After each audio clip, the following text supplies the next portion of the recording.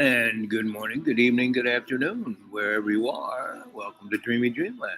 I am your Sensei Al Bob, here to just kind of tell you stuff that's kind of like a story and don't believe anything I say. It's nothing true, it's all fake news. The only truth there is love. Love is the only reality, right? So let's start off with how about this? Just had a yummy Mexican meal. Now this girl,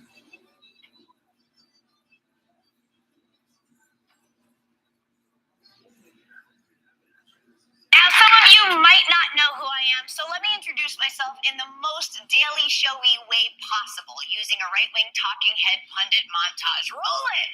Sarah Silverman is a complete buffoon and aggressively unfunny. She's a comedian. I don't find there's anything funny actually about her. A vulgar comic who's mostly famous for saying dirty words in a little girl voice. She's a clown in her daily life, an absolute fool. She is a Jezebel. Diabolically dumb. She is a witch. She's not funny. She is a God-hating whore. Boy, I'd like to hit her with a car. These right-wing people really hate me. I mean, what am I, a gender-neutral bathroom over here? What am I, a Starbucks cup that just says Happy Holidays over here? What am I, a grown woman with an opinion? Oh, yeah, that's probably... Now, some of you might not know who I am, so... How was the killer able to shut off the safeties in the simulator? We do not know. However, we have determined that the weapon used was also simulated. Okar expressed a desire to see me. Romantically. What? That is preposterous. You are a female. Why would he wish to mate with you? He was attracted to women. Captain, I will not sit here and listen to these lies. It's the truth. Did you reciprocate? What did you do to him? What do you mean, do to him? Captain Ratchet. He would not have engaged in such deviant behavior on his own. The only thing I did was accept him for who he was. Another lie. Captain, if you'll take your seat. You people weren't such a bunch of closed-minded, bigoted pieces of Commander B. Lieutenant. Captain, my apologies. I promise you we will find whoever did this. did they ever find out who did it? I don't think so. You know, like the that little kerfuffle in Ohio, Alcine, Ohio, where the train ran off the tracks and it had like 120 more toxic cars than it should have, and the brakes were on fire, and they knew about it like 100 miles before it went off the rails, because you know they had to keep their schedule and make their profit, and that's what we got going on here, right? And everywhere you look, like yesterday, my bozo. You know, I was in this place, like I said, that used to be an old holler restaurant, not even a holler store, right? And all the goods there, the ketchup, the sanitary napkins, everything, you know, had use date by 1957. The guy used to buy everything at closeouts and then sell it to people for, you know, a nice thing of ketchup for 57 cents instead of $1.25. And you know, everything was you could afford. The gas was you could afford, and basically, this family came in, and I knew the kids from the school, and they were the greatest kids at the school. They were just so full of life, so full of interest, so full of, you know, they would, you know, do somersaults down the hallway, and now that school. They can't go back to that school. They're going to be going to the school. They have to be on the bus an extra 2 hours every day. And they're going to go into a prison-like school. Instead of having 10 kids to a class, they're going to be 60 to a class.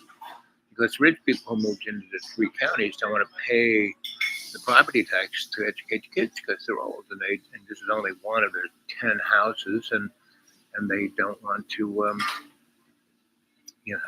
pay the tax. They're not going to send anybody to school, and if they do, they're going to buy one of the schools that are being closed down and have a private school and have the state give them, funding for it. Make it a whoopee school, and I mean, this is where we're going. No matter whether it's, everyone's freaking out that Joe is like brain dead and Donald's going to win. That's not going to happen.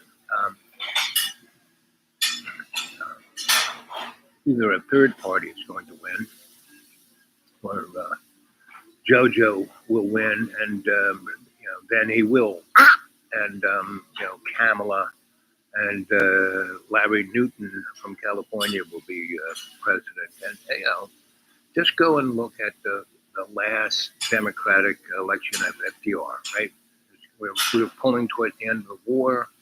FDR wins the fourth election as president, and he, his vice president, who was a great guy, was expected to be vice president, then be president, right? But in the Democratic thing, it was a backroom thing where he got thrown out, and Harry Truman was put in there, and Harry didn't even finish high school. Not to say that's any big deal. Someone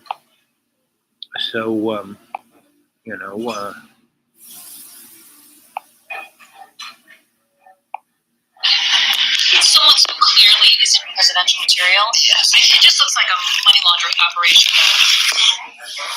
Oh, it's really true. Well, the other thing about her, they want a woman in there, and they don't have a really good field of women in the Democratic Party. So, they're trying to see what can we work with, who's been loyal. And, with all the they've been trying to do a lot of things to pump up her profile. I've noticed that. I've noticed the Gavin Newsom thing. He's, of course, the guy who said he was going to call martial law against his own citizens. Masonic duties into the Theosophical Society, and brought forward so much influence on FDR that we're going to see a whole occult puzzle piece fall into place with FDR. But by the time we get to 1945, he has been booted out of the vice presidency. He was going to be there, and he was going to be President-X. But instead, we got Truman, who would drop the bomb. And this is something that it's pretty clear Wallace was not going to do. So these groups behind the scenes had to move this in just right. And there's going to be a lot that plays out in the first 6 months of this year that'll give us some of those answers. Let's take it back in time. Today's January 20th, 2023. What was going on January 20th of 1941? Some 82 years ago. It was the official inauguration of FDR and Henry Wallace. And both of these men were very, very deep. Roosevelt, including not only the Masons and the Oddfellows, which is a very interesting kind of spin-off of the Masons, and unusual for a lot of reasons. Very heavy emphasis on youth. But also, when we look at Henry Wallace, we are looking at the X piece coming in, a direct major theosophist, but somebody who was such a core member that they were part of the Halcyon Temple, which is the theosophical group that broke away from the Besant Theosophical Society and really started their own thing in California. This is an important group. I highlighted them in an episode. This has been a couple of years now. But the whole story of the Halcyon Temple is in a wonderful book called Radiance from Halcyon, and that's Halcyon by Paul Elie Ivy. A Utopian Experiment of Religion and Science. I'm going to read a few quotes from this book tonight, but one of the things that we can say about Halcyon is it had some major theosophical figures and members, and it was heavy on the artistic side, and it had the master Hydlarian as its kind of main deity overseeing proceedings, which gave it a heavy emphasis around arts and sciences. But the scientific ray that Hilarion had with him in theosophical terms gives us the very, very deep scientific edge. And what happens is when we come out of that group, we see the Varian brothers, who will be the literal foundation of Silicon Valley. And these guys are going to move deeply into the whole picture of developing, the very early CERN experiments.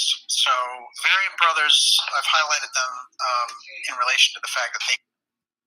So there is like all of 4 minutes of a dark journalist show, and that just kind of blew the lid off of what's going on in the world, right? 1941, they were doing CERN experiments, time travel, right? The Manhattan Project. Why it's called Manhattan Project? Because Nikola Tesla was in Manhattan. He was staying at the New Yorker Hotel, where he spent a good portion of his life. They kept him in a very nice apartment. He died there. And the man who went into the room first with the FBI agents, Tesla dies, FBI guys right at the door, right?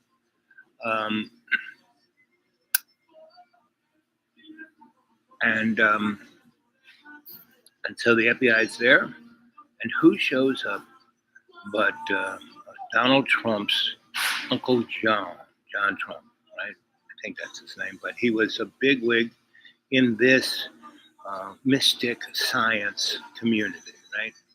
And he was part of Operation Bluebeck, everything UFO. Donald Trump's uncle was part of, right? And his daddy was a big Nazi, and so that Hail Hydra motif of the Operation Paperclip, go watch the Captain America movies. The first 3 are really straight up, and Stan Lee was really good at putting out what went down, and he put them in comic books, so people would tell that's a comic book, but you read them, straight up what it is. So here we are, and we're at this crossroads of what's going to happen. And if you go watch Star Trek, you see what's going to happen. Roddenberry was in naval intelligence before he got the job, to write scripts for Wagon Train. And after doing that for a year or two, he went to Lucille Ball, who owned Paramount, right? You see all these 1960s TV shows, Desilu, Desi, Des Arnaz, and Lucille Ball. So they were the largest producers of TV shows and sci-fi TV shows, They were all done by their production company at Paramount, and owned all that stuff. And they owned, Paramount owns Star Trek. And Paramount is just now going into bankruptcy. They have this great success, then they go into bankruptcy, and somebody buys some great success. It's everything is scripted, and our presidential little puppet show we had on Thursday night is exactly that. It was scripted. Scripted everything.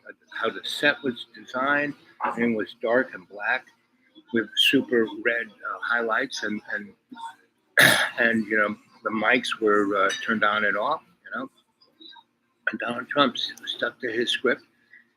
They'd ask him, so what do you think about, what are you going to do about the drug opiate pandemic? And he said, well, it's all because of the Mexicans coming in, right? What are you going to do about Social Security? Well, we're giving the Mexicans Social Security. That's why it's going bankrupt. What do you think about the Mexicans? Oh, it's the Mexicans. It's their fault. He stuck to that. No matter what question it was the Mexicans' fault, right? The criminals, the rapists, the mental crazy folks. And if you look at statistics, immigrants are the least likely to cause violence, period. So, what can I say?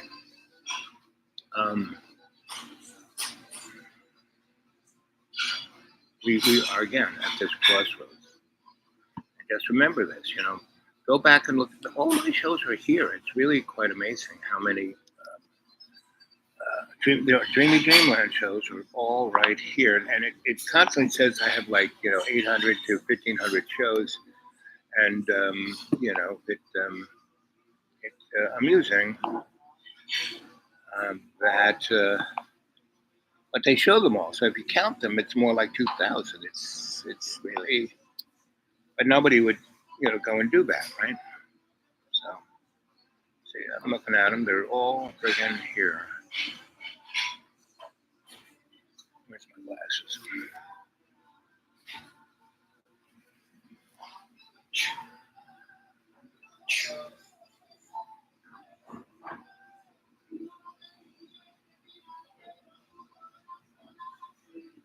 I would say I have an average of about 21 views a show. There's 42, there's 10. There's 6, there's 37. There's 5, there's 47. I'd say around 20 is the average viewing. Do.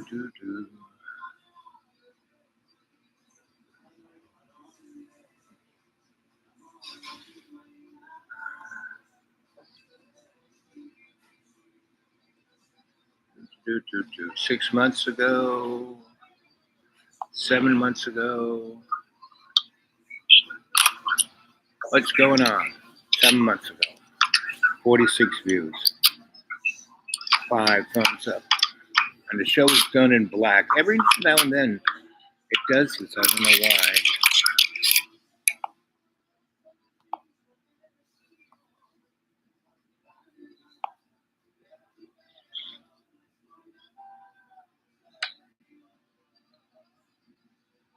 Eight months ago. Same old man.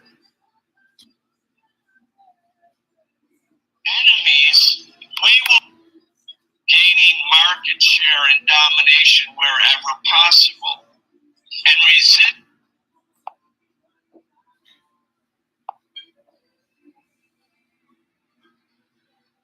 resist. 10 months ago, 11 months ago, 11 months ago, back in when the boys were still, yes.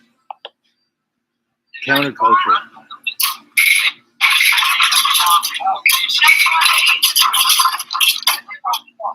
good morning, good evening, good afternoon, wherever you are, and welcome to Dreamy Dreamland. And I'm here having a brunch, right? And up the counterculture, right? All the focus, right? So, waiting for my appetizer. Oh, there it is.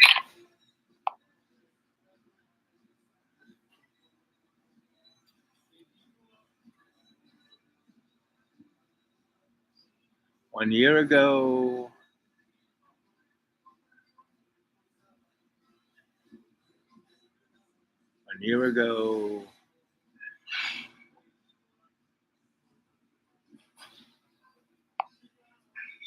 here in the eye hospital.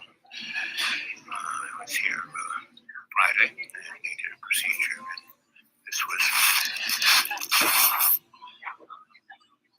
kind of what it is anyway. So I can see through it, kind of. So what's next? You ready for what's next? What's next? I'm sure it'll be alien invasion. Because there's so many wars going on, and so many people dying and starving. And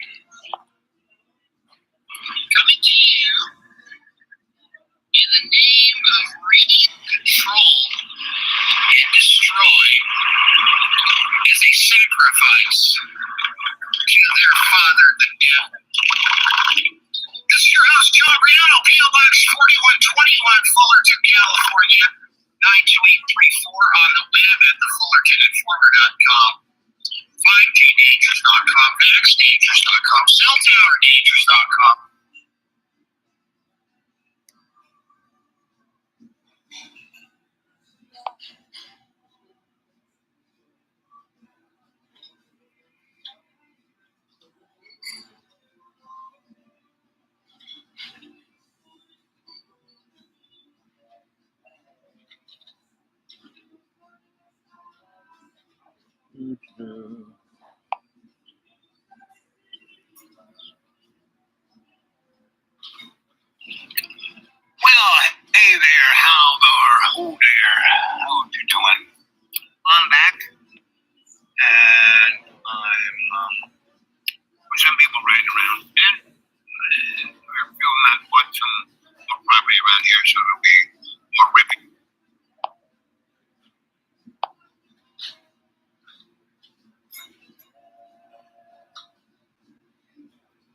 Yep, just got hundreds of these shows.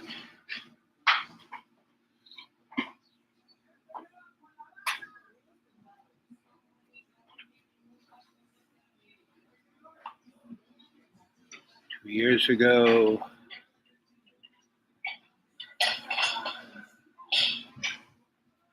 Yeah, they're all here.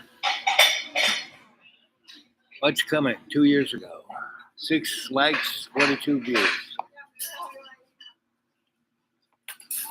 This is at John's house.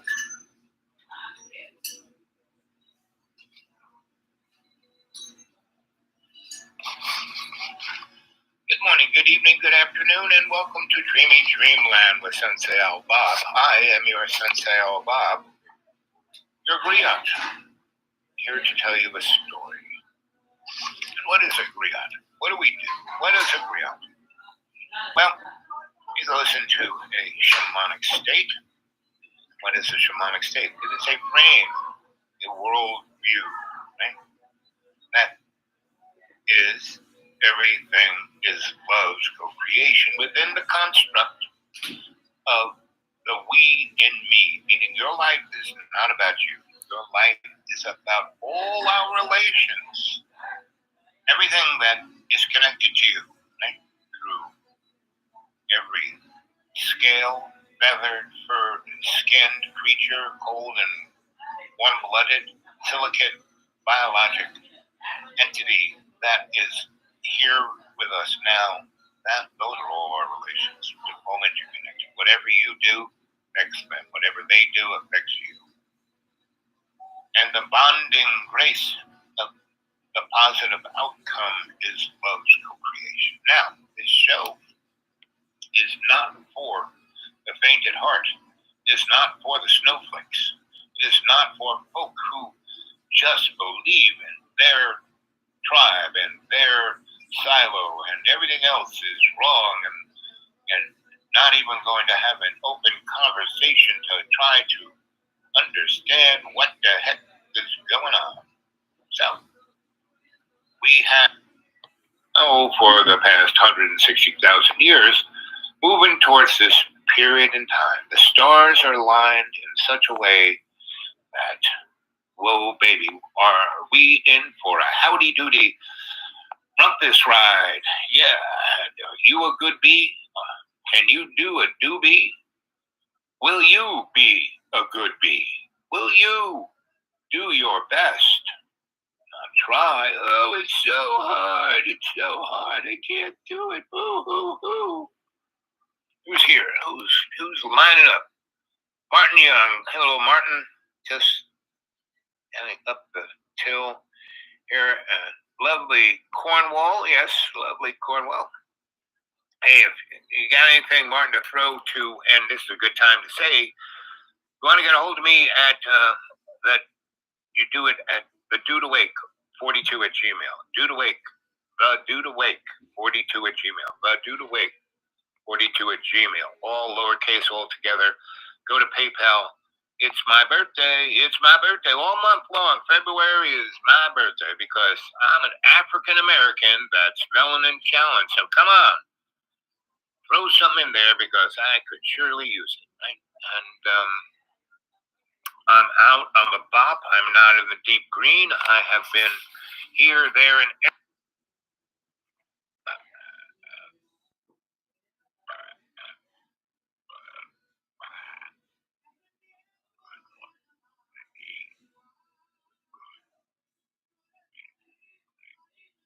Wherever you are. How you doing? Well, things are kind of what they are. This is Last few days. 3 years ago. Let's see here. This Thursday. 2 weeks ago, I slid down the hill. 39 Right. views. My ankles, my knees, my hips. How many thumbs up? 5 thumbs up. I could barely breathe. But Anthony, I came out the other side and I'm walking. And it enabled my doctors to finally get around to measure me for orthopedic shoes and x-raying.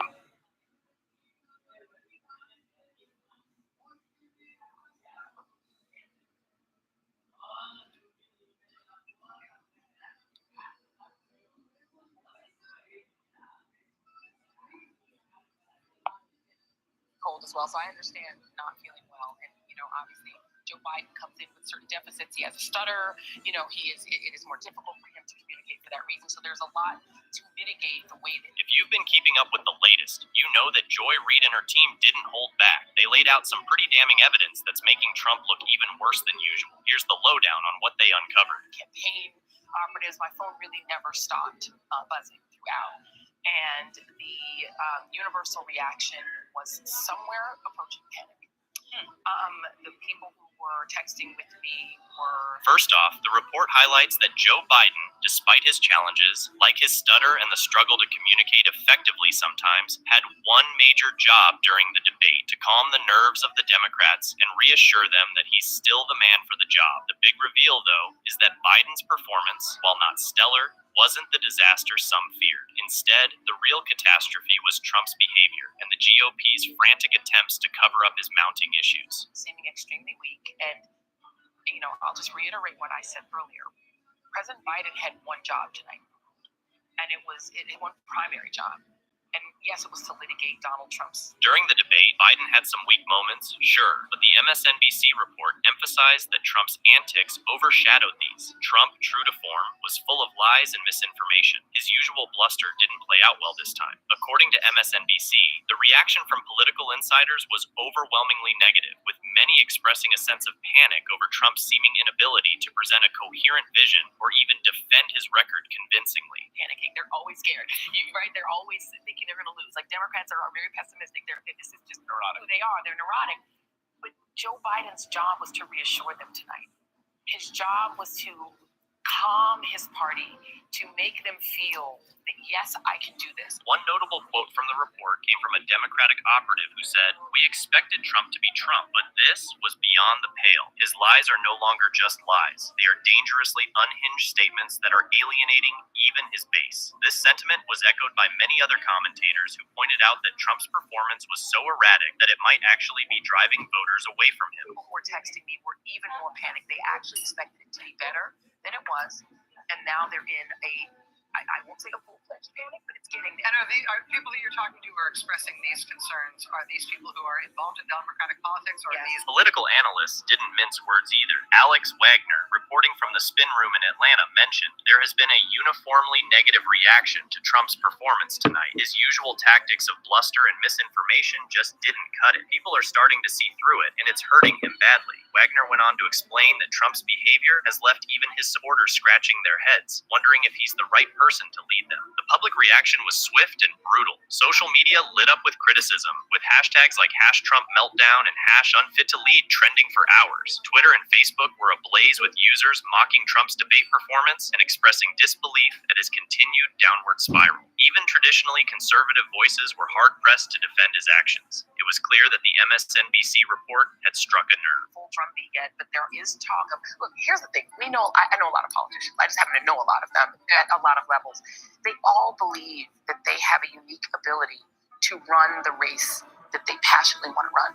And I know for a fact that Joe Biden passionately believes that he is the only one. Polling data soon reflected this shift in sentiment. Overnight polls showed a noticeable dip in Trump's approval ratings, with many voters indicating that they were reconsidering their support for him. The general consensus was that while Biden may have his flaws, he still appeared more presidential and capable compared to Trump's chaotic and unpredictable nature. The man has a stutter, and at his age, it's not easy to keep up with the relentless pace of politics. But here's the thing. Despite these issues, Biden had a clear mission during the debate: to calm the nerves of the Democratic base and prove he's still the best choice to take on Trump. Put it bluntly, a layup for him, whether it was abortion or the attack on abortion medication. His answers were rambling and incoherent. He turned a response on abortion into... Critics were quick to jump on Biden for some of his more rambling responses. It's true that he didn't always hit the mark as sharply as he...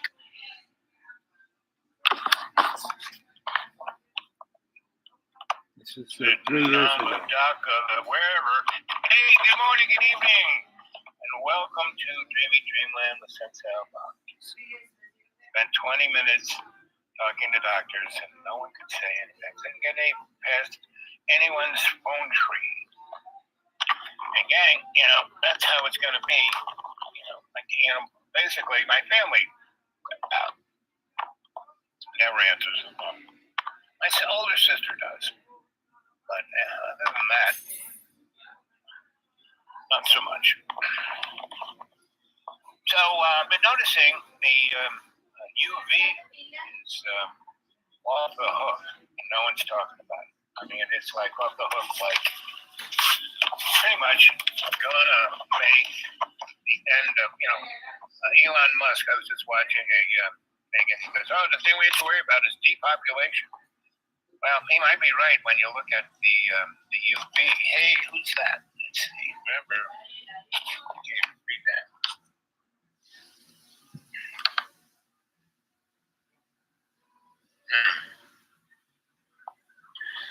It's like to me. Yeah, but your name is in blue and the background is black. So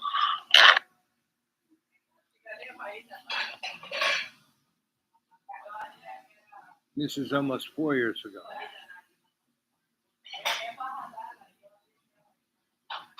"61 views."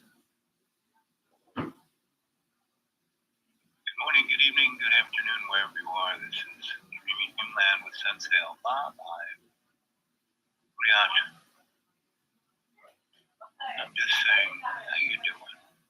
How are you? What are you doing here?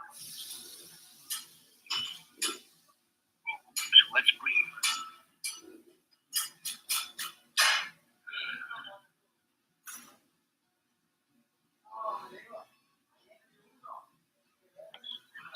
Many people talk about Jesus, talk about God. Oh, very high. Thanks for the thumbs up. And I want you to imagine that you are a cell, just a cell. You're not a body. You're a cell in your big toe. On Janie. And the rest of your body is the universe, right? And so you're walking, and then you're kind of jogging, and you're trying to jog. And your toe is getting jogged on, and your foot is getting jogged on. And legs are, all those muscles are kind of interacting. And going,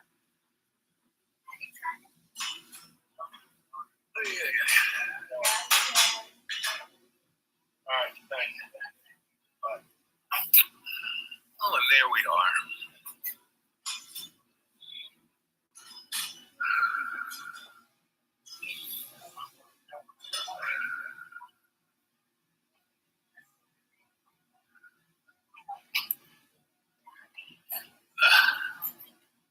This is working. So that was a holler store that is no more. It's now the trendy place. Hey, what?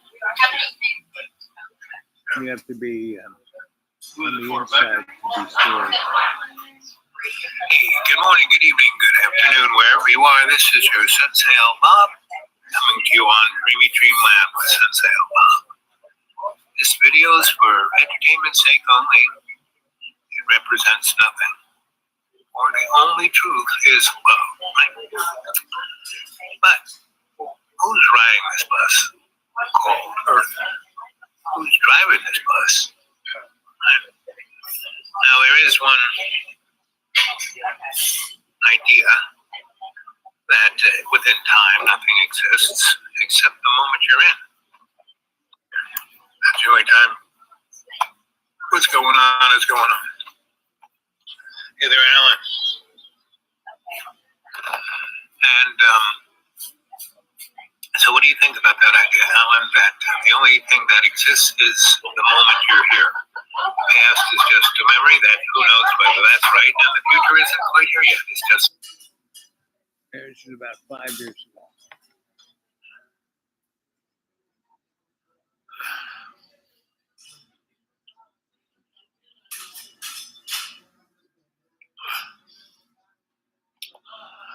Good morning, good evening, good afternoon, wherever you are around this world, and welcome to Dreamy Dreamland with Sensei Bob. I am your Sensei Bob, and I am covered in my protective fear, protecting myself from the exosomes, and I'm in, social distancing. Welcome to the new normal. How you liking it so far? It's almost,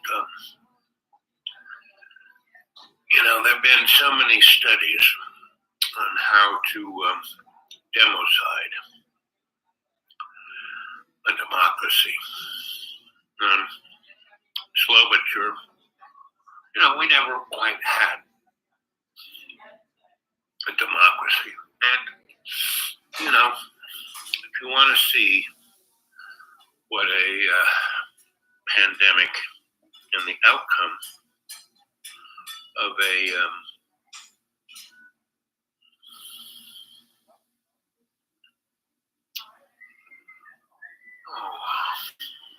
new world order is, just go look at what occurred to North, Central, and South America.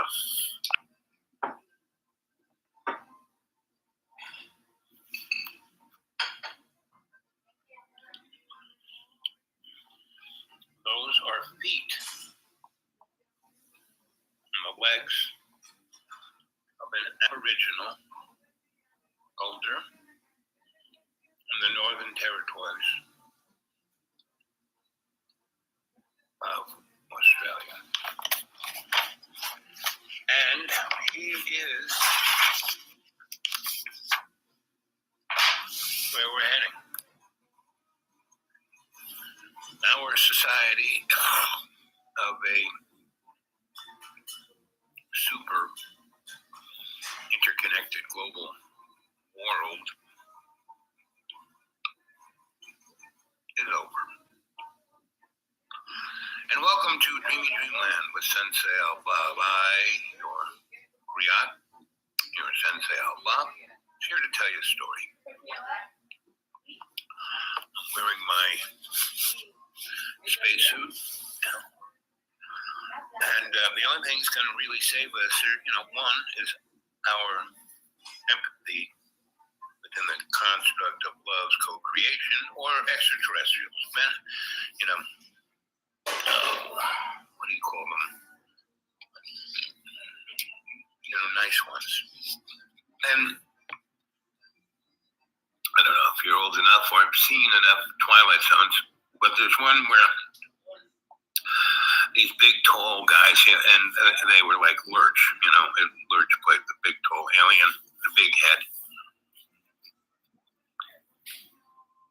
Anyway, it's on the front lawn.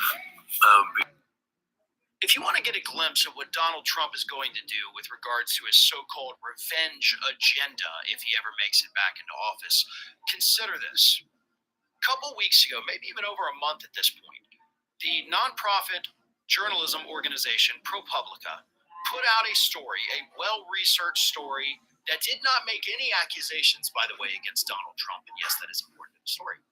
But anyway, they put out this great story detailing how the Trump campaign and the Trump organization have rewarded people that have been called to testify or cooperate with law enforcement against him and his many criminal investigations. Let me read you a sampling from the report. The benefits have flowed from Trump's businesses and campaign committees, according to a ProPublica analysis of public disclosures, court records, and securities filings. One campaign aide had his average monthly pay double from $26,000 to $53,500. Another employee got a $2 million severance package, barring him from voluntarily cooperating with law enforcement. And one of the campaign's top officials had her daughter hired onto the campaign staff, where she is now the fourth highest paid employee. And these are individuals who, of course, had either been subpoenaed or had been called to testify as witnesses in cases against Donald Trump. And again, ProPublica did not say that Donald Trump did this to tamper with the witness or to buy their loyalty. They just pointed out that, hey, there's some weird coincidences here of people called to testify against Donald Trump suddenly getting lots of money from Donald Trump. That's it. Like, that was the extent of their allegations, is that, hey, this is odd. Donald Trump's legal team is threatening to sue them. ProPublica revealed it on Twitter this week, saying, quote, Trump's attorney sent ProPublica a cease and desist letter demanding this article not be published. It warned that if the outlet and its reporters continue their reckless campaign of defamation, President Trump will evaluate all legal.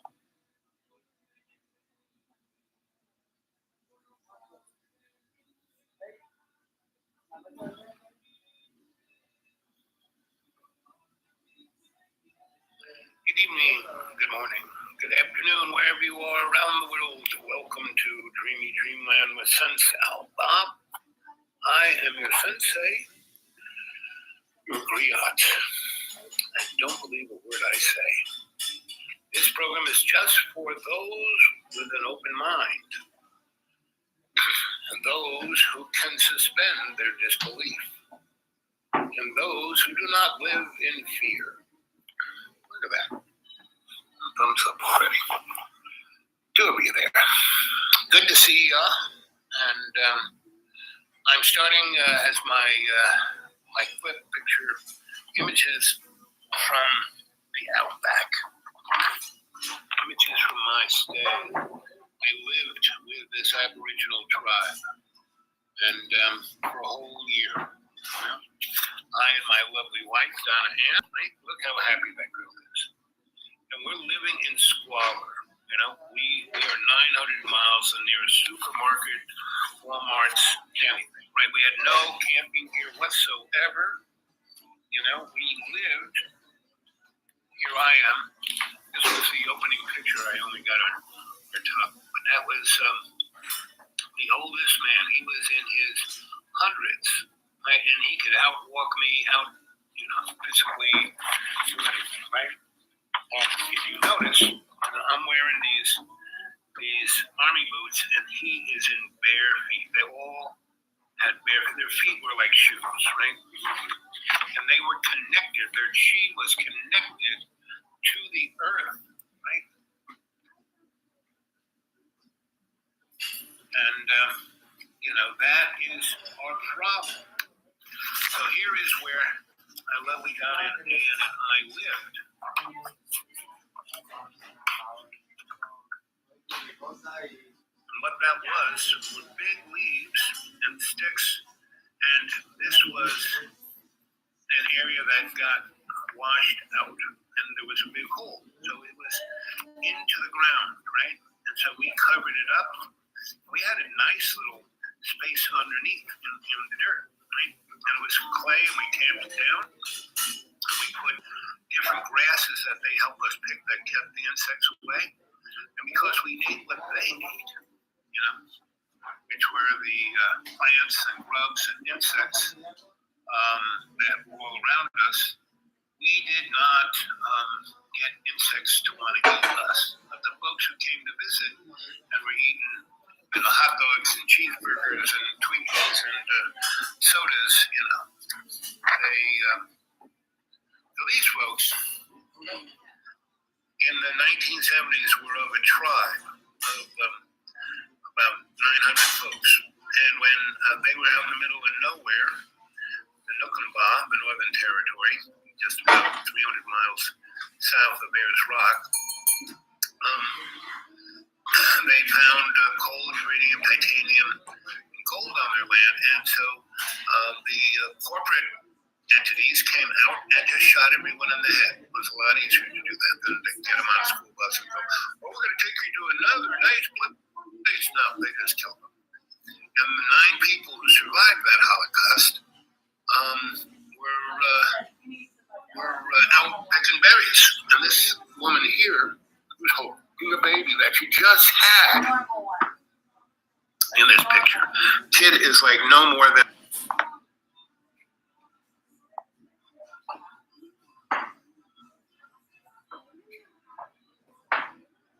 So all those pictures of the Aborigines John took.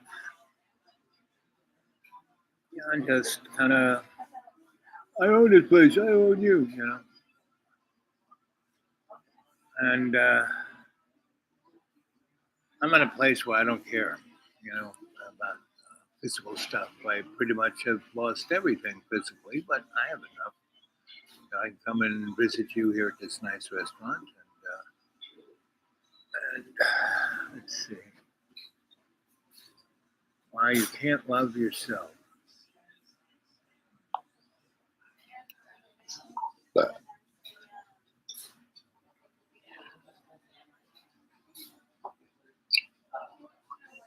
Good morning, good evening, noon, and welcome to Dreamy Dreamland with Sensei Alba. I am your Sensei Alba. So, why can't you love yourself? Well, maybe because we live in a world where all we get is something like this. We all know the Supreme Court is not even scheduled to hear arguments on Donald Trump's immunity case until April 25th, a full month after the New York trial is set to commence.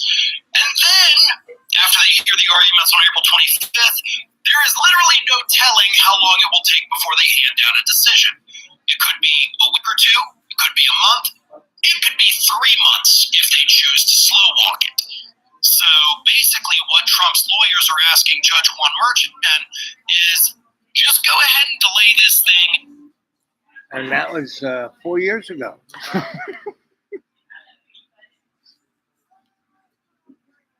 The Doctor is a legend woven throughout history. When disaster comes, he's there. He brings the storm in his wake. I was so scared of the Doctor. Why? And he has one constant companion. Who's that? Death. He's like fire and ice and rage. Do you know what they call me in the ancient legends of the Dalek homeworld? He's like the night and the storm in the heart of the sun. The oncoming storm. He burns at the center of time and he can see the turn of the universe. Think of the fear that went into making this box. What could inspire that level of fear? Do me a favour. The fatality index. Look up the Doctor. The most feared being in all the cosmos. Under cause of death.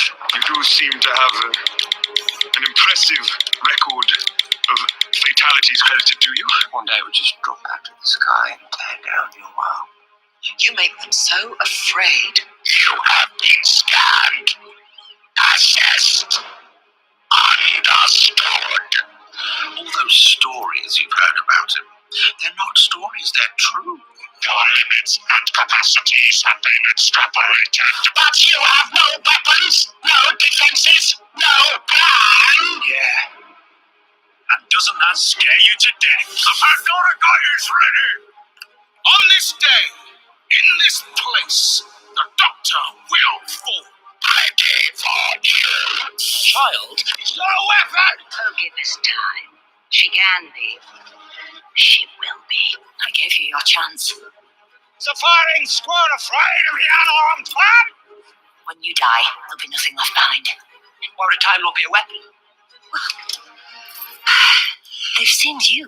There was a saying, sir, in the Time War. A saying. Don't play games with me. For a long time now, I thought I was just a survivor, but I'm not. First thing we notice about the Doctor of War is he's unarmed. You just killed someone I like. That is not a safe place to stand. Too many, it's so the lost. I'm the winner. I'm the Doctor, and you're in the biggest library in the universe. The Time Lord victorious. Look me up. It's taken me all these years to realise the laws of time are mine, and they will obey me. The cracks in time are the work of the Doctor. It is confirmed. I can do whatever the hell I like. You read the stories. You know who I am. I called you in and you came, like obedient little pets. We're not just fighting the flood. We're fighting time itself. And I'm gonna win! And in all of that time, did you ever hear anything about anyone who stopped me? When people come to you and ask you, trying to get to me, the people I love. I'm gonna wipe every last stinking Dalek out of the sky. You know the stories. There's only ever been one way to stop that many Cybermen. Me. I am Lord President of Gallifrey, the traveler from beyond time. I am the Sandman, the oncoming storm. I am the Garfarer to get me. You did it. I name you forever. You are the destroyer of the world. I am your worst nightmare. The doctor is no longer here. You are stuck with me. And I will end you and everything you love. We will save the universe from you! From me. All projections correlate, all evidence concurs. The Doctor will destroy the universe. No, you got it wrong. No, you got it wrong. That's why I have guardrails. My 3 guardrails. Doctor, do no harm, number 1.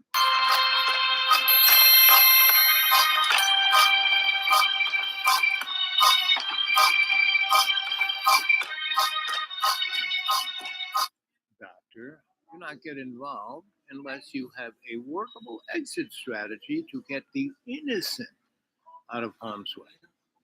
Doctor, do not get involved unless you can learn something about what you're involved with that will make things better. Right? So those are my 3 guardrails. They work pretty good. So this has been 51 minutes and 52 minutes, and we're not even halfway through all of my shows. Let's move quickly towards the end and see how many years I've been doing this. This is year 5. And freely express your ideological beliefs, regardless of any fear of any external actor imposing their will upon you. But the caveat to free speech that I don't think a lot of people stress is that while we can't place a legal limitation on free speech, it is incumbent upon us to exercise the right in a productive and effective manner. We shouldn't use... Well, that's nice. Isn't that cute? That's not pretty. Free speech. So most people think that is, the First Amendment. Free speech. I have a right, Sorry. What is the First Amendment? Does anyone know? I already asked. Well, let's ask Google once again.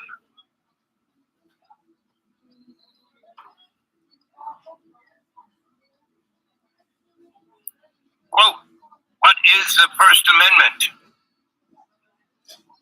According to National Archives, Congress shall make no law respecting an establishment of religion, or prohibiting the free exercise thereof, or abridging the freedom of speech or of the press, or the right of the people peaceably to assemble, and to petition the government for redress of grievances. No. Congress shall... Yeah, that's the First Amendment. Well, let's see.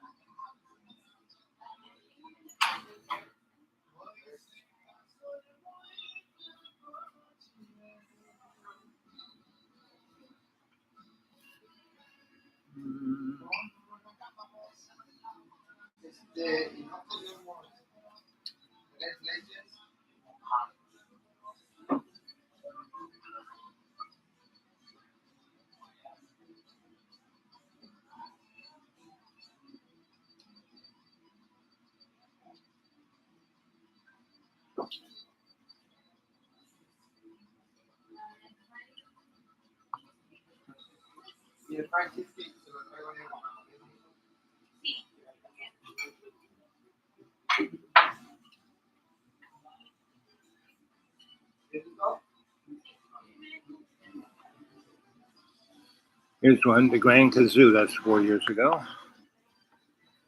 This is the Great Gazoo talking to you.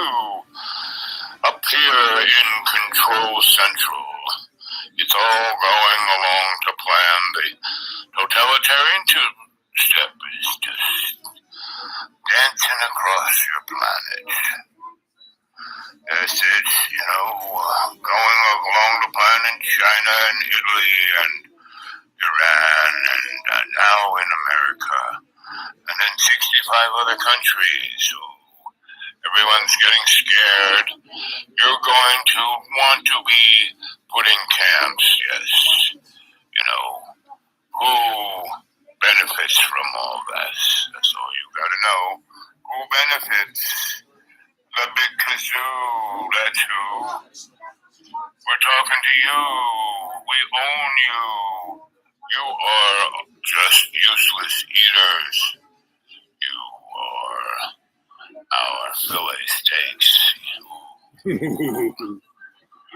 love messing with you. This is the Grand Kazoo. Your stock markets, your money is worthless. Toilet paper is worth more. You're worthless. Toilet paper is worth more. And nobody's watching. 55 minutes and nobody's watching. It's a Friday. You guys could be, it's evening in Europe.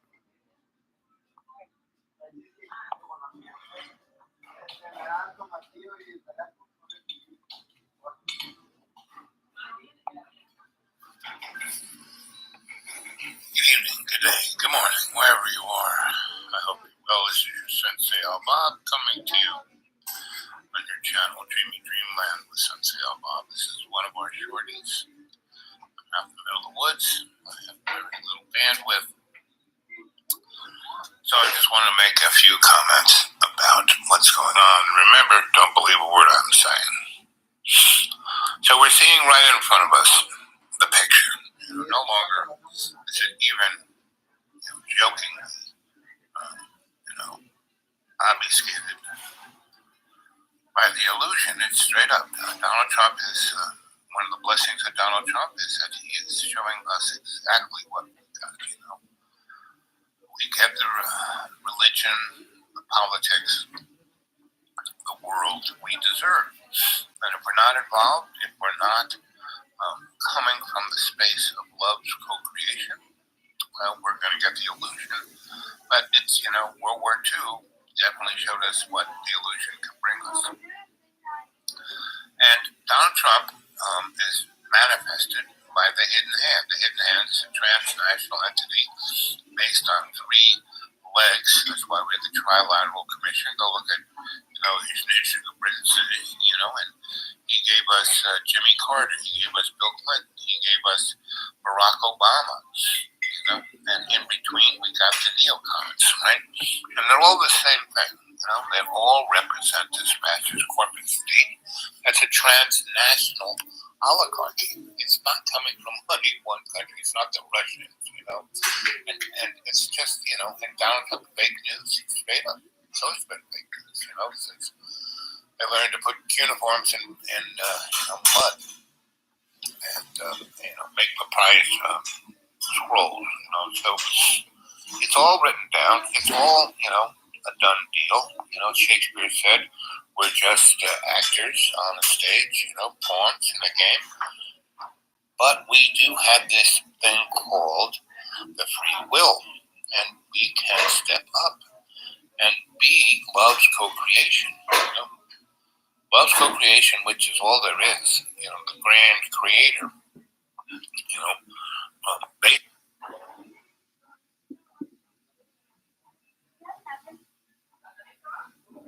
It's a three-eyed monster.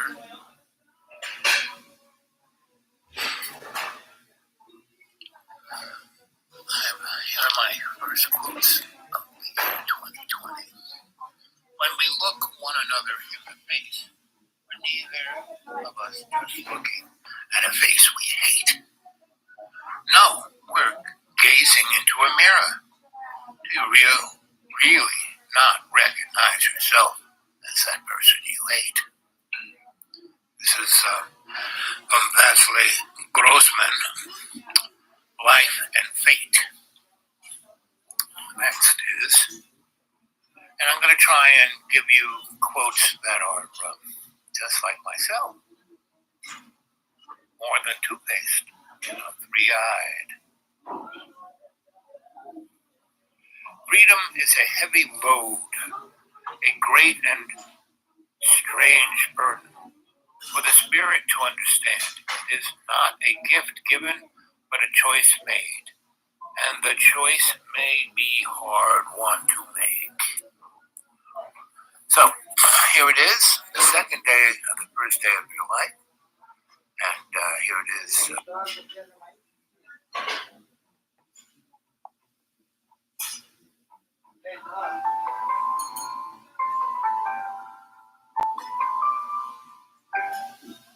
Excuse me. You mind if I,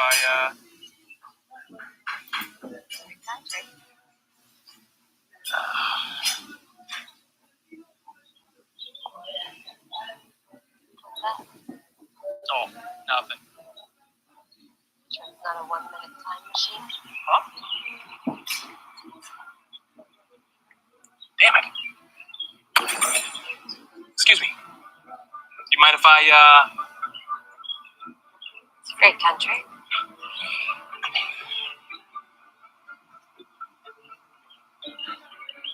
What's that? Well, it certainly isn't a 1-minute time machine. Damn it. It's my lunchbox. It's weird. I like weird. Cool. My name's... I'm James. James, are you trying to pick me up? Oh, come on. Do I look that strong? Are you trying to pick me up? Yes. I'm trying to. Try harder. Hi. Harder. Coffee. Harder. Dinner. Let me go back to my place Right now? and make sweet love. And fuck our brains out. Finally. I'm so sick of men who can't just ask for what they want. I want you to spank my bad little boy bottom. Come on, I thought you'd... Yeah, no. I want to spank you. Oh, we're going right now. Oh. Hey, you like science? Science.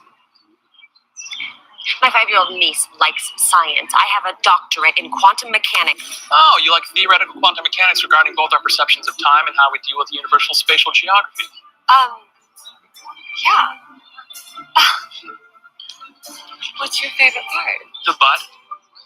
We were still talking about science. Time travel. Me too. Oh, it's amazing. Scary as shit, though, I right? know. Wait, what? Why? Well, have you read the chapter on practical application? Of course I read the chapter on practical application.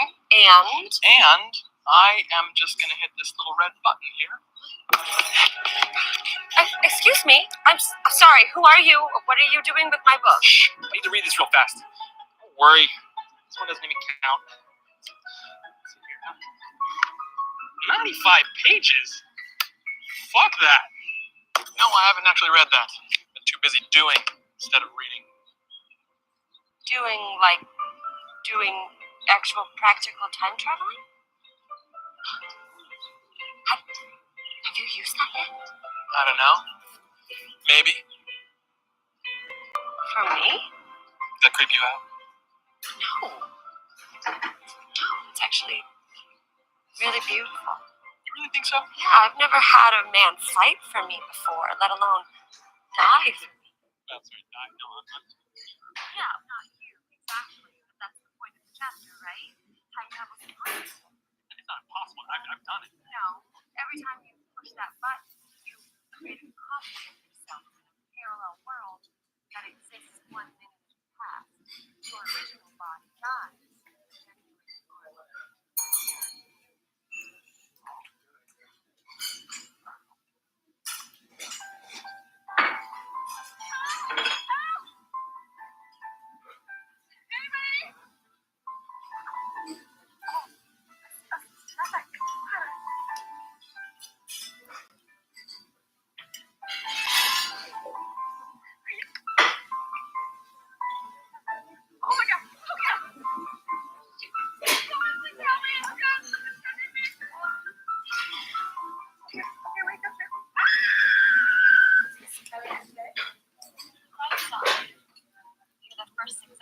multiple suicide. Pretty cool. Go back to my place. Get all of the love. There. That wasn't you. Them. I can't. How am I ever going to get a boner again, knowing what I know?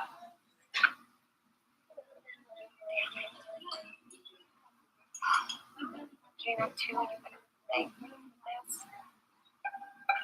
What's your favorite part? Time travel. Me too. It's amazing. Scariest. Scary? What do you mean? No, nothing. I mean, it's not like this is some multi-dimensional murder box or anything. Huh?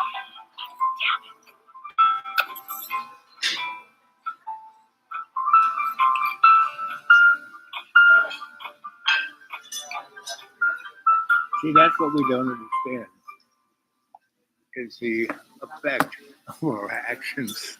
What's the outcome? Oh, look, 1 hour and 7 minutes, and there's two of you there. Hey, how you doing? And that's it.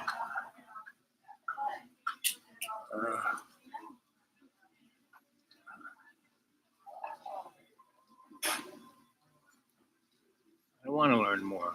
I want to see who's. There we go. There's Bay City. Hey, Bay City, reviewing some of your greatest hits. Yep. Are you at Shoney's? No. Denny's? No. Those were old time things. I've already committed suicide enough to stop. No, I like going to restaurants that are owned by individuals that I can talk to and say, hey, you're doing a great job. Right? And so that's where I am. Hey there, right? So Bay City, where is Bay? Where are you, Bay City? Are you in the Bay City?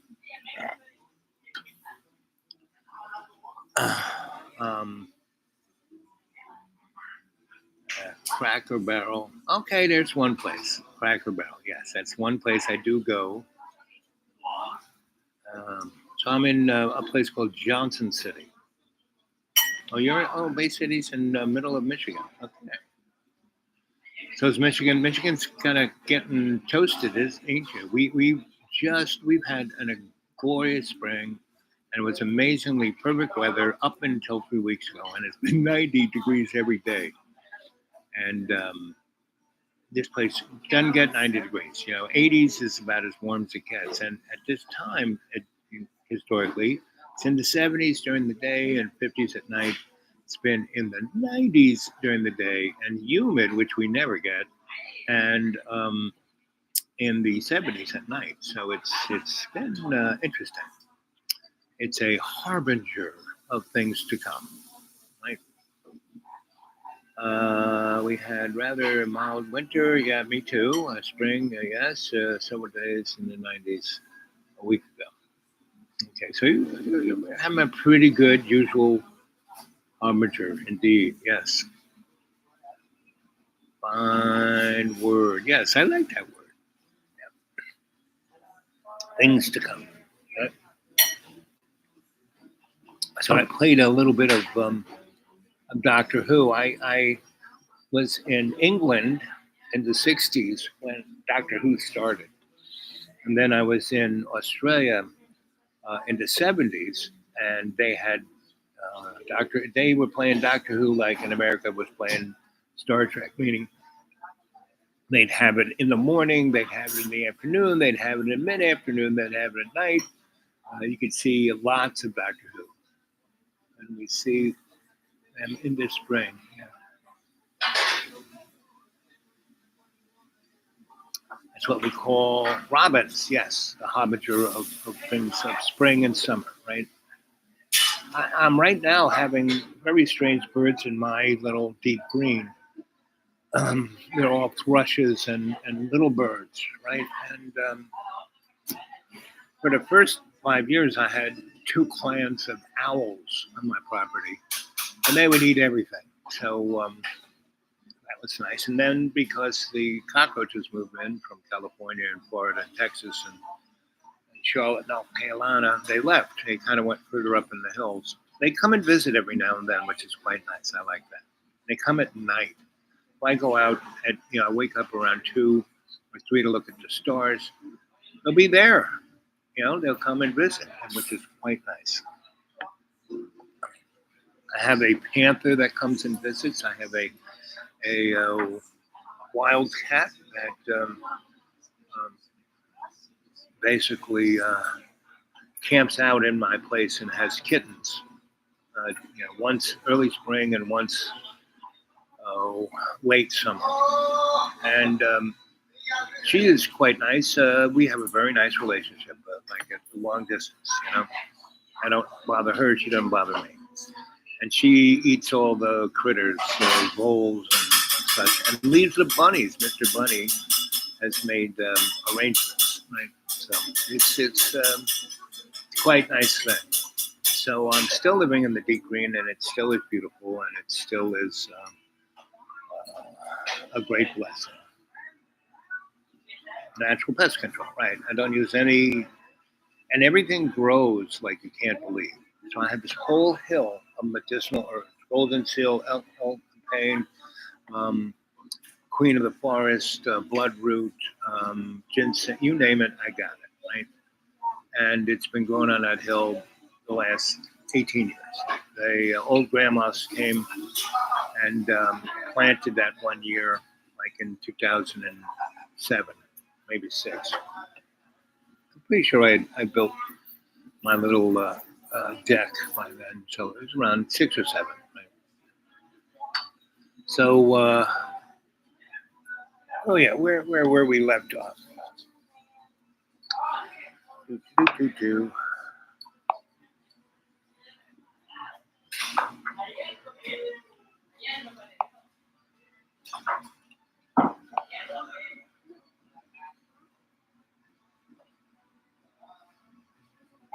Keeps going back to the beginning. If I don't, I hadn't quite gotten to the end. I was in the 5th year, and then I started talking too much and playing other stuff, and I went back to the beginning.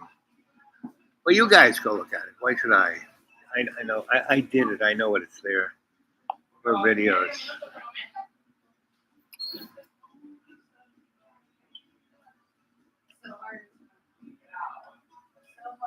Does it say 240? I mean, it used to say 2,000. Now it says 240. More about this channel. Joined May 8th, 2018. 120,000 viewers. Your YouTube is Dreamy Dreamland with Sensei. It says 240 shows, but I think I have more than that. Are you doing all right over here? Yep. Just enjoying the air conditioning.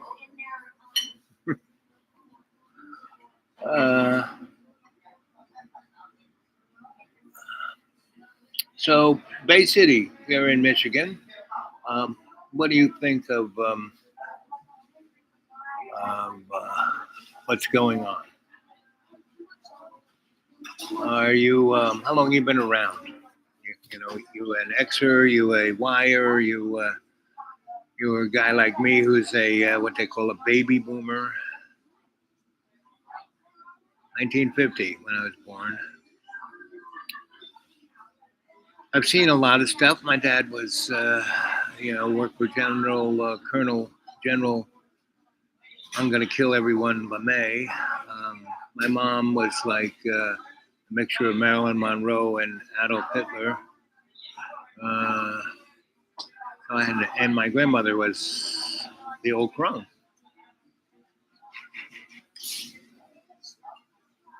Thank you.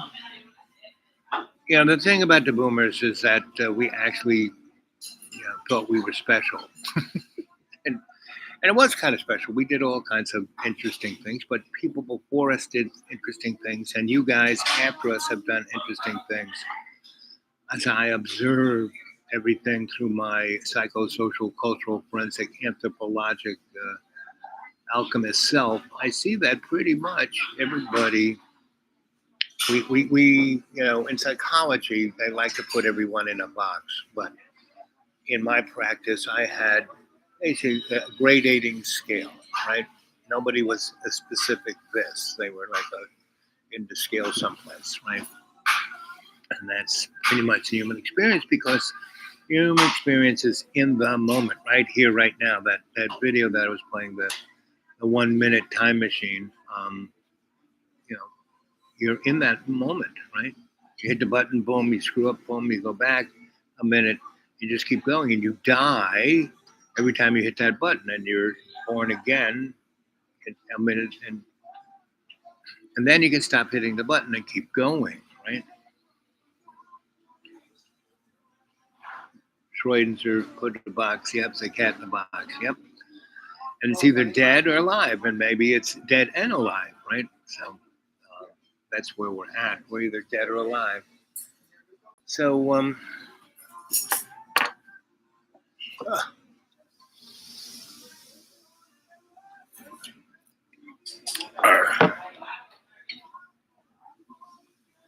thing is that your life is not about you. It's about the we and me and what we're doing together.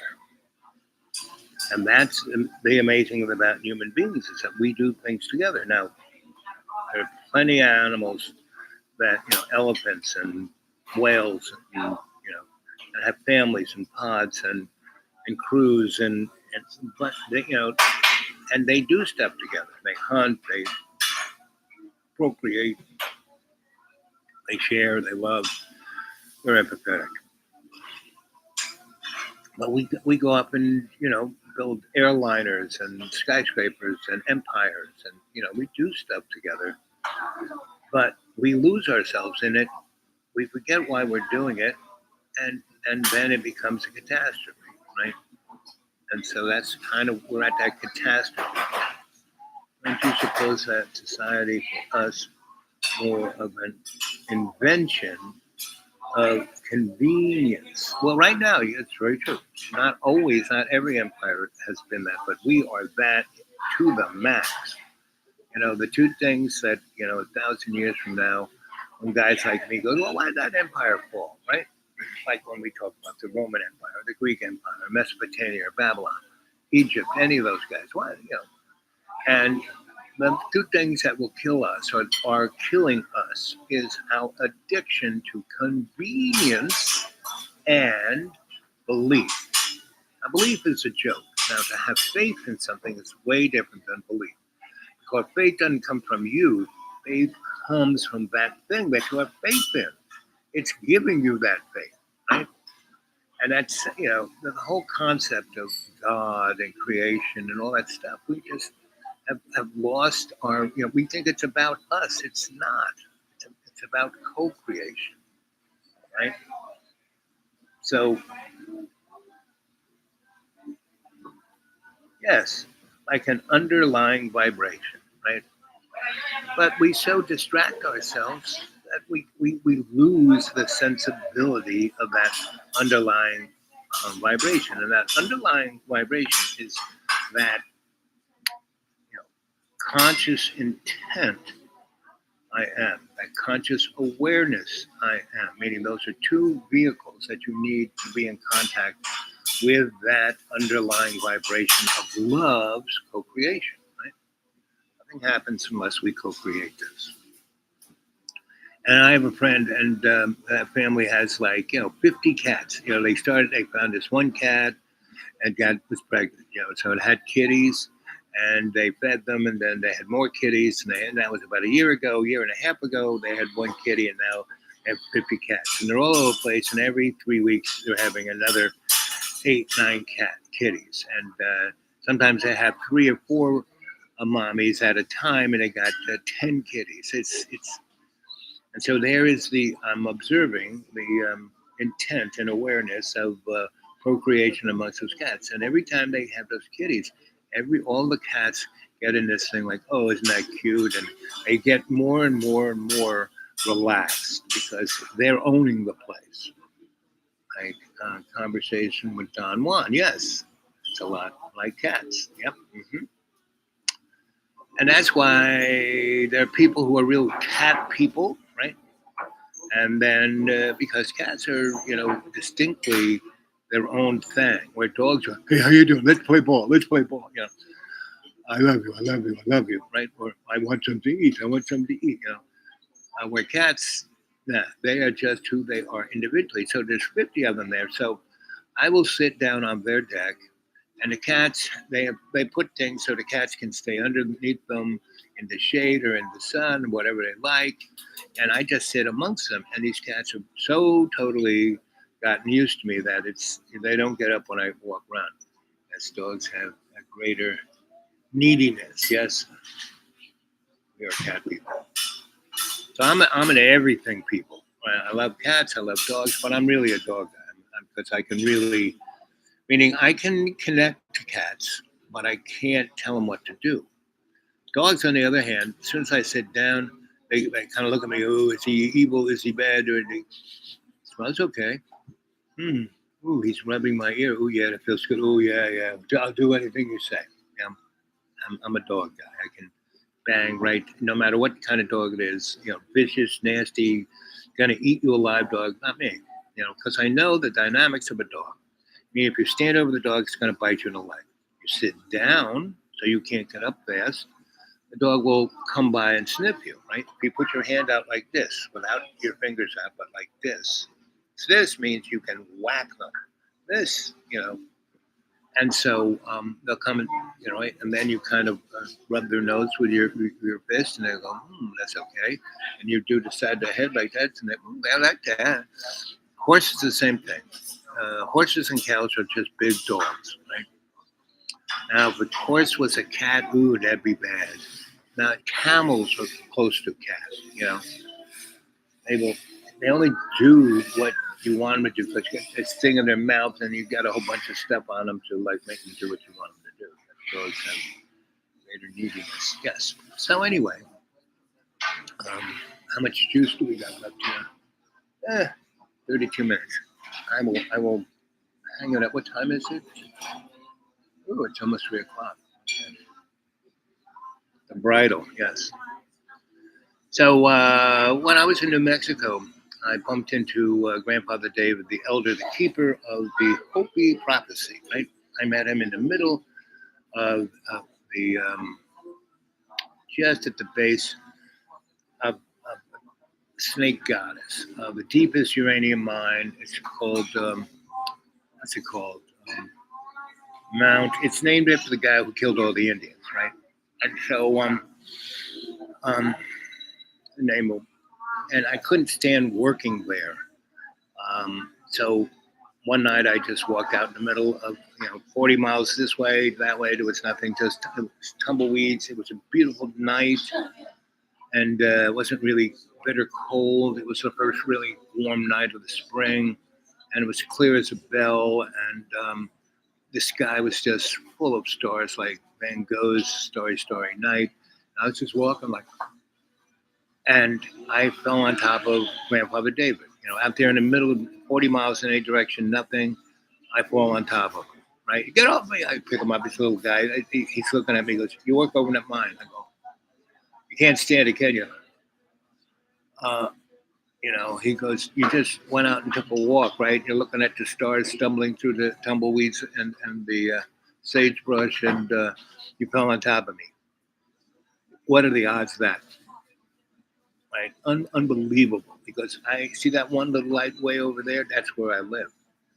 And I live in a Hogan, and I have a little bit of electricity, and you're my new student. God sent me to you. And so he put me through all of the ancient ceremonies like in less than 6 months. Usually it takes about 12 years. He did a rush job on me. And and it was like doing LSD every freaking day, but we wouldn't do nothing. There was, no peyote, no Ananaskis, no nothing being blown up my nose. But the difference between his energy and working in the nuclear energy industry was mind-boggling. And that's what the universe did. It stuck me there, right? So that's the kind of thing every day of my life is like that. And when I'm aware of it, it's very evident. When I'm just do, that's when a brick will fall on my head. That's why I've died 7 times. Because, 40% of the time I am not conscious aware. But as I am getting closer to Morte, becoming very aware of all of this, so I'm becoming more and more less and more conscious aware and conscious intent. And I'm ready, willing, and able to do anything the universe and my teachers who are on the other side want me to do. And I do it, right? And it's usually very small, little things. Don't worry about this, don't worry about it. It's mostly coming down to don't worry about this, that, or the other thing. So it's easy to get stuck in that mode because it comes with being a mud puppet, and getting stuck. This is an avatar. This ain't you, This ain't you, right? You is spirit, right? And spirit isn't just one thing. It's not just your spirit. It's everybody's spirit together. That's the we in me. Yeah. So that's what it's about. The radio that picks up the frequency. Yep. That's it.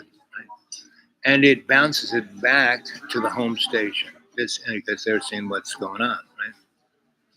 And so that's why the world seems to be weirder and weirder every second, but not really. Right? If you're conscious aware, you see that there's nothing different. Joe and Donnie, it's no different than Hillary and Donnie, and no different than Obama and George W. and blah blah blah blah blah blah blah. It's no different, right? Because the hidden hand, that's quite aware, but stuck on one frequency of running the show. If you ever saw the movie They Live, those creatures that look like aliens, no, they are the spirit that has gotten stuck for eons, right? That's why they look like they're rotting from the inside out, because they are, right? Well, even though I'm getting old, I haven't taken a shower since Easter, and I don't even smell. So,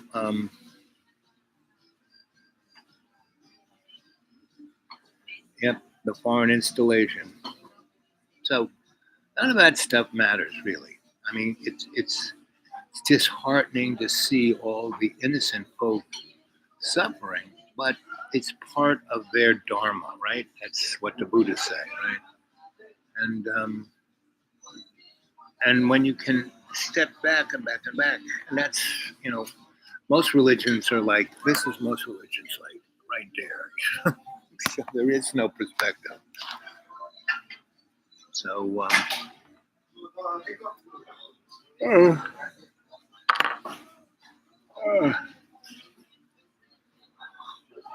so Bay City, get a hold of me at my email, thedudeawake42@gmail, and we can have more of a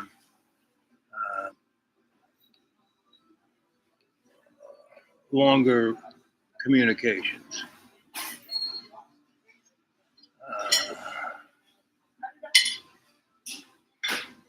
So yeah, that's been my first wife used to call me a compassionate lover boy robot, right?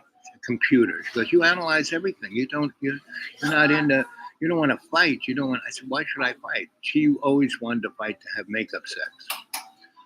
And after being together 2 years, I realized, well, we're gonna break up because she wants to always fight and then have makeup sex. And I said, I used to wrestle in high school. So I got a wrestling mat and I got like a 20-gallon thing of Crisco.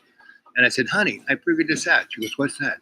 She goes, you want to have a fight with me. And you get very upset because you think I don't love you because I won't fight with you. I analyze everything. So this is what we're going to do. Every time you got that itch, I can feel it. We're going to come in this room and here is the wrestling mat. And here is the thing. You unbutton my shirt and take my shirt off. I unbutton your shirt or take your shirt. You start playing with my breast. I play with your breast. And then You take my pants down, I take your pants down, we take off your shoes, we get down to our undies, and then we start greasing each other up with Crisco, and then we get into the Greco format, and we go for it. And we did that, and like every time we did that, within a minute and a half, we were fucking like locomotive, right?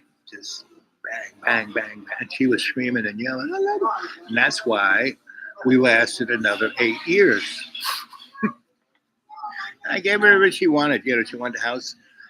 We always had more money than we needed, right? And none of us, you know, I got her a job she loved with Xerox, so she could be the Xerox queen. She could do whatever the heck she wanted. We had shows at White Columns, at the Whitney Annual, Museum of Modern Art, and we had our own studio on 21st Street, around there. Had big windows, so people saw our pictures. I used to take my pictures. So she worked with Xerox. She would take our prints, Xerox them up, and we would go wheat paste them all over the place. And so we traveled the world. We went to Australia, we lived in England and Paris and all over Europe, Ireland.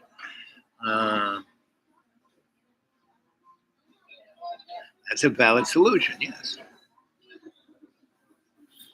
She was a cancer. She was a true triple cancer. You know, nobody's like, you know, I can read people, you know, I'm very observant, so like it looks like I'm reading your mind. No, I'm just being very observant and quiet.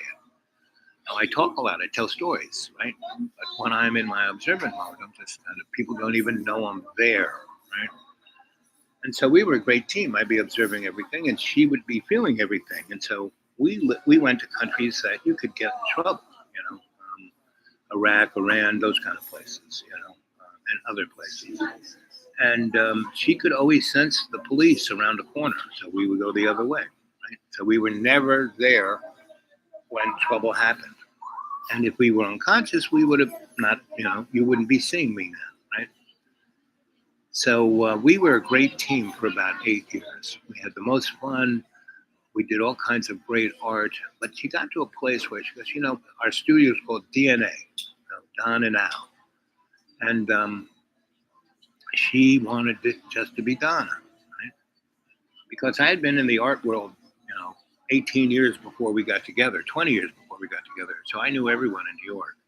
She and you know, she came from San Francisco, so she really liked the fact that I knew everybody. That we could go have shows at the Whitney because I knew everybody, or White Columns, or at Brooke Alexander's, or Mary Boone, or any of that stuff. And I knew all these people.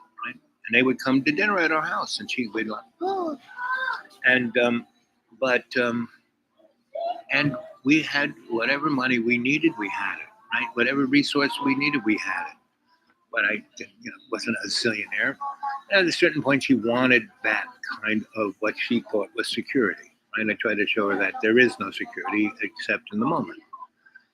And we had that for 8 years, and because we had amazing places to live in. I mean, just great. I got her a great loft in Brooklyn, right? Just had a view of Manhattan like you couldn't believe. And she had her own big 1,000 square foot studio all to herself, a beautiful kitchen, beautiful, you know. When she saw my place, when I met her on the subway, and then hours later she came by, and I said, "This is where I live. Come and, you know, hit that button." And there's this big hole in the elevator will show up this big man, looks like a gorilla, his name's Kirby. Ask him for me, he'll take you to where I'm at. And, you know, a couple hours after we went our separate ways, you know, boom, boom, boom, boom, on the fire door, roll it open, and there's Kirby, and he's giggling, and there's little Donna, and he goes, this little girl is looking for you, Al. And she walks in just like, because I had this gigantic open, first of all, the walk that away was 18,000 square feet, like an airplane hangar. And that was my studio where I built and created things. But the house was on the other side of the firewall, and it had gigantic cathedral ceilings with gigantic, you know, skylights. And she walks in and she's looking at my kitchen. You know, why I got this place is everyone used my floors as a garbage bin. But I threw away great stuff. There were all these great 1890 sewing machine, and the table that the sewing machine sat in was made out of oak. And so there was this big, gigantic table that had these bobbins that had, thread on that were fed into spinning machines. And I pushed, it fit right through the door. I turned it this way, just kind of put it in there, put it right there. And then I went and got all those oak things, and they fit exactly. And 20 of them made an oak table that was 20 feet by 10 feet. It was like, and I put a sink in the middle of it, and had an electric stove and a big refrigerator, and had a gigantic bathtub, and had a washer dryer. And so she walks in and she goes, "Oh my God, look, you have a toilet." I said, "Yeah, I got a toilet." "Look, you have a kitchen. Look at that. Look, and a washer." "Yep, you got a washer. Yeah, and you have a dark room." I said, "Yep." And she started crying. I said, "Baby, what's wrong?"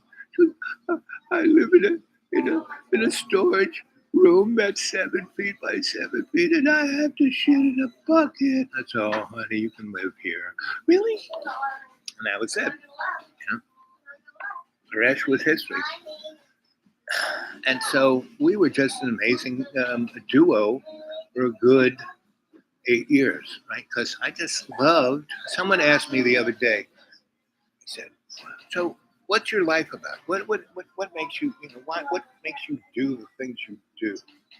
And I said, "Oh, look, here's my bag, my magic bag. I got something to show you. And this is one of 100. This is 1984. And this is, I actually bought this in 2003. This is the school that John lives in that I sold him, right? This is the art school. And I had it as my mystic school, right? And I've had a mystic school for many, many years, wherever I'm at, right? Here's my mom and dad. Here's my dad, the colonel in the Air Force. He kind of still, he's like 98 in this picture. My mom is 100 in that picture, right? And here is a lady who invented computer graphics, Christine Barton. And here we're at the Shoreham Nuclear Power Plant rally, which I organized these people to stop the plant. Now, I didn't stop the plant. These people did, see? It wasn't me in front of the TV guy. I found this guy who was really passionate, and he could turn it on. I mean, I could turn it on all the time, but this guy grew up in Shoreham, right? And here is, I got the Bread and Puppet Theater up there from Vermont to come down. And so to stop the plant, we knew we had to go after, we had to cut the head off the monster, and that was JP Morgan Bank. So we basically did a circus in front of Wall Street for a month and just, hung out on the streets, right? So here I'm on my beach. I bought a beach, and here's Christine, and here's Jack. We found Jack tied to a tree.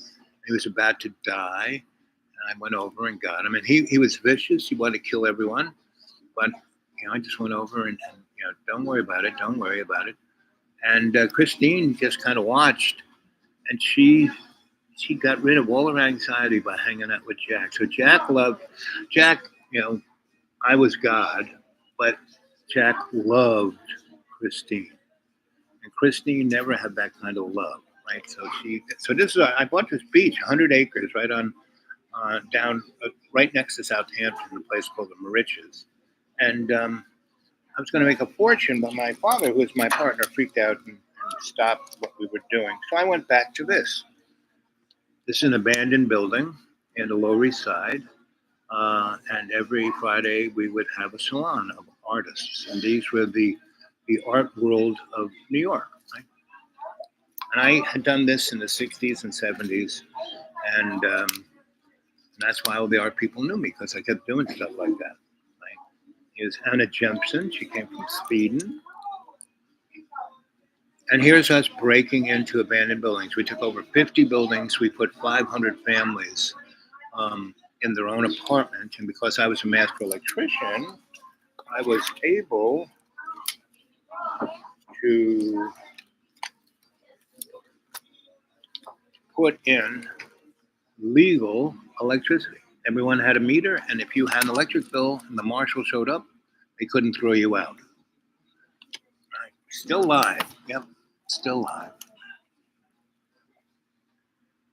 And here's more of our salon. There's Dave. He was our adjutant. He liked being a Stalinist obstructionist. Here's Joe Battle, a buddy of mine. He had a foundry. I worked at his foundry. Learned how to weld and spray metalize and cast. Here is this is an old phone building that the city took over and fixed up for all of us artists who started Soho. It was like a pat on the back. It was called Westbeth. So I had that, and I lived there after just before Donna. In the early '70s, I lived there. I lived there with a woman named Stephanie Schub, who was from Switzerland. And I met her when I was at Juilliard, and she was at Lincoln Center. She was second celloist, right? Amazing musician. And she could play her cello like a guitar. I mean, she could play anything with strings, piano, you name it, she could play it. And, but she was gorgeous.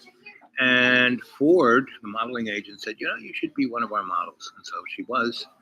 And she made a fortune being a model. And she was on the cover of Sports Illustrated in a swimsuit thing 5 times. So we were together for 3 years. Are you really an endocrinologist, or was that? Oops, no.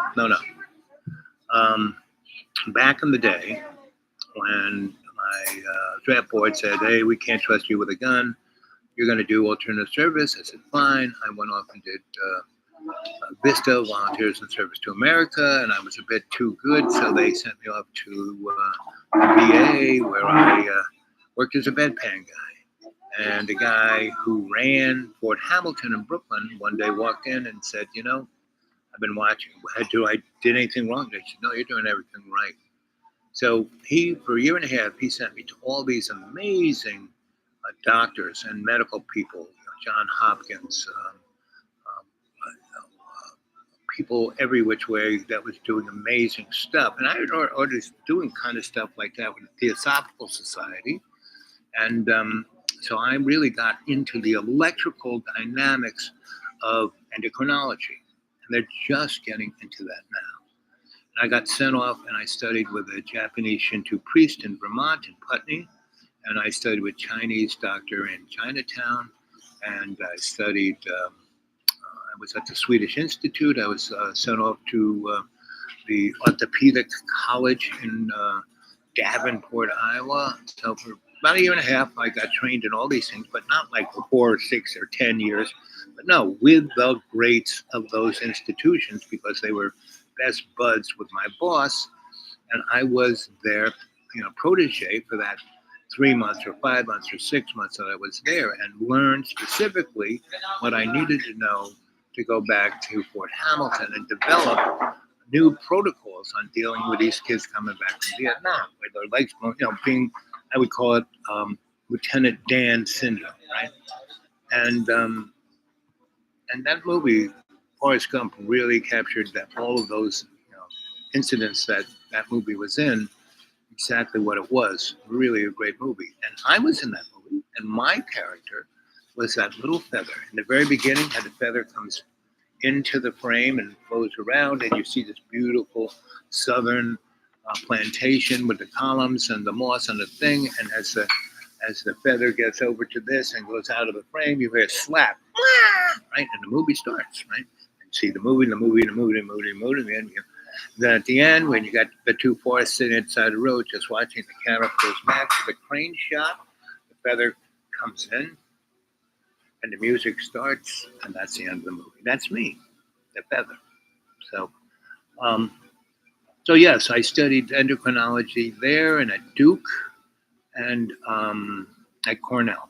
But again, with not endocrinology 101 or biology 101. No, I already did that, like in grammar school. No, I was studying specific things, how the electrical dynamic and frequency of the force that has a dynamic to endocrinology, and what endocrinology really is, which is basically a telephone system of information in your body. It's not really like, it seems to be like an organ of sorts, just like your skin is the largest organ in your body. But it is so caught up with so many other things, your skin is. It's part of the fascia, it's part of the blood, it's part of even the bone marrow. Everything in your body is it's not a separate part. It's not like taking the gas pump out of your vehicle and plugging it back in. It's all interconnected. Right?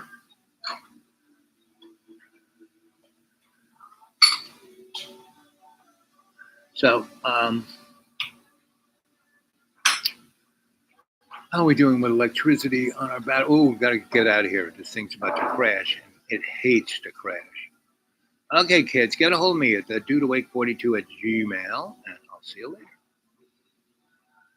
Da da da da da da.